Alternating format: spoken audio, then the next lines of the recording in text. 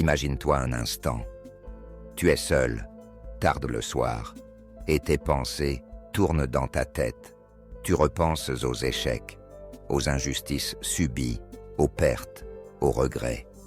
Et au milieu de ce tumulte intérieur, une question brûlante s'impose.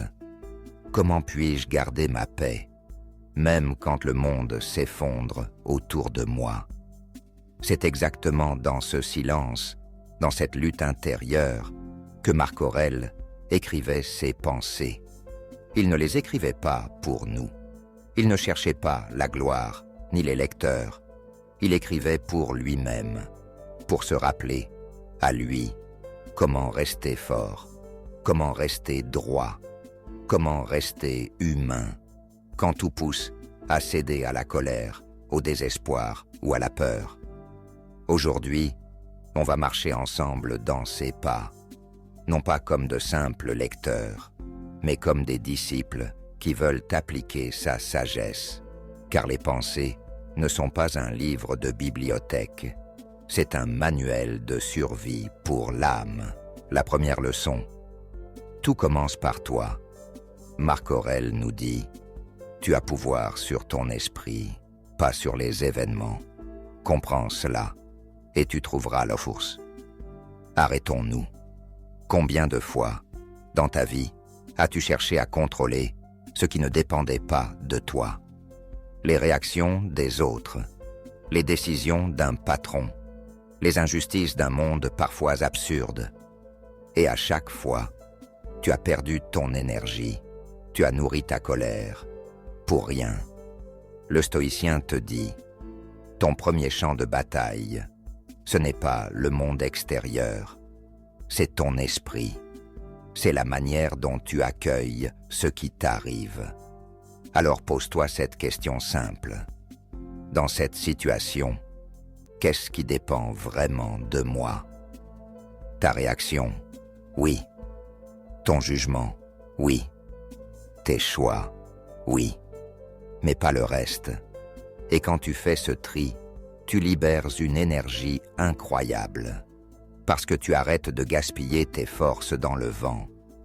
C'est là le premier pas. Recentrer ton pouvoir.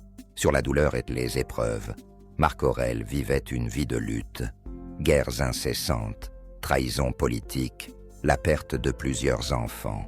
Et pourtant, il écrivait « Si tu es affligé par quelque chose d'extérieur, la douleur ne vient pas de la chose elle-même, mais de ton jugement sur elle. » Pause.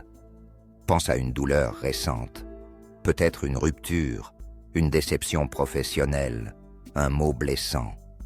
La souffrance est réelle, mais elle ne naît pas seulement de l'événement. Elle vient du récit que tu te racontes. C'est injuste. Ça ne devrait pas arriver. Je ne mérite pas ça. Et Marc Aurèle t'invite à transformer ton regard, non pas pour nier la douleur, mais pour la redéfinir. La douleur devient alors un professeur, une opportunité de grandir. Tu peux te dire, voilà l'épreuve qui m'entraîne à la patience.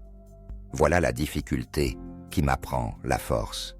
Voilà la perte qui me rappelle la fragilité de la vie. Et tout change. La douleur cesse d'être un ennemi. Elle devient ton allié.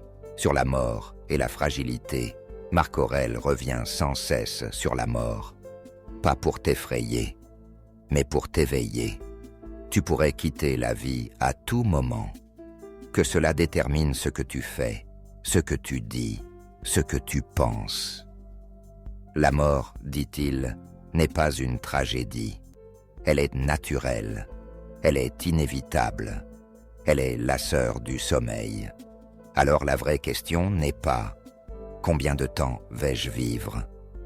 mais « Comment vais-je vivre ce temps limité ?» Quand tu prends conscience de ta finitude, tu arrêtes de remettre à demain. Tu arrêtes de gaspiller tes heures dans des colères inutiles, dans des distractions creuses, dans des regrets stériles. Tu choisis de vivre pleinement, maintenant. La mort, pour Marc Aurèle, est le rappel constant. Hâte-toi de vivre selon la nature, sur les autres et la colère. Marc Aurèle écrit « Quand tu te lèves le matin, rappelle-toi que tu rencontreras des indiscrets, des ingrats, des arrogants, des menteurs, des jaloux, des égoïstes. » Voilà, c'est dit. Le monde ne va pas t'apporter des gens parfaits. Alors arrête d'espérer qu'il en soit autrement. Mais il ajoute aussitôt « Ils agissent ainsi par ignorance du bien et du mal. Mais moi, qui ai compris la nature du bien, je ne peux être blessé par eux. » C'est une révolution intérieure, parce qu'au lieu de réagir par la colère, tu peux réagir par la compréhension. Tu te dis « Ce n'est pas personnel, c'est la nature humaine. » Moi aussi, parfois, je tombe dans l'orgueil, dans l'impatience. Et soudain, tu trouves la compassion. Non pas une compassion naïve, mais une compassion lucide. Et surtout, tu restes maître de toi-même. Le présent comme clé. Marc Aurèle martèle. Ne perds plus de temps à discuter sur la manière dont l'homme de bien doit être.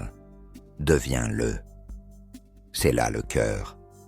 As-tu remarqué comme nous passons nos vies à reporter quand j'aurai plus d'argent, quand j'aurai plus de temps, quand j'aurai confiance en moi.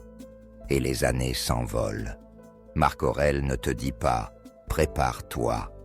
Il te dit « vis maintenant, sois vertueux maintenant, tiens-toi droit maintenant ». Le stoïcien ne rêve pas, il agit, ici, aujourd'hui, dans ce moment précis. Et c'est ça, l'art de vivre selon Marc Aurèle. Ramener ton attention au présent, pas au passé que tu ne peux changer, pas au futur que tu ne maîtrises pas, mais à ce que tu fais maintenant. L'univers est l'ordre des choses. Une autre idée centrale, accepter le monde tel qu'il est. Marc Aurèle écrit « Tout ce qui arrive est conforme à la nature universelle. » Cela ne veut pas dire que tout est agréable. Cela veut dire que tout a sa place dans le grand ordre, comme les vagues dans la mer, comme les saisons dans l'année. Alors au lieu de lutter contre ce qui est, apprends à l'accepter, non pas en victime, mais en partenaire. Tu ne choisis pas la vague, mais tu choisis comment surfer dessus. C'est là la sérénité du stoïcien, savoir dire oui à ce qui est, et transformer ce oui en force d'action. Le rôle de l'homme de bien, Marc Aurèle, se répète comme un mantra.